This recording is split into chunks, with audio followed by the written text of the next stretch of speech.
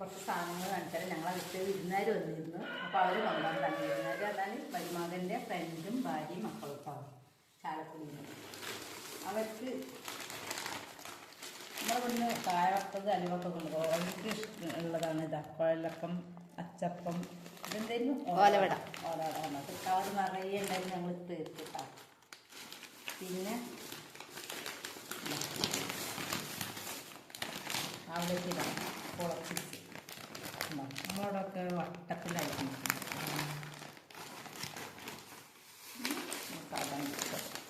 എല്ലാത്തിലും മുളകിൻ്റെ ഒരു വലിയ മുളകില്ല. ഇത് ഞാൻ പൊടിച്ചിട്ടില്ല. പിന്നെ അതാ അവരുണ്ടാക്കിയ പച്ചക്കായ കൊണ്ട് പിന്നെ ഈ പച്ചക്കായ കൊണ്ട് മോൻ്റെ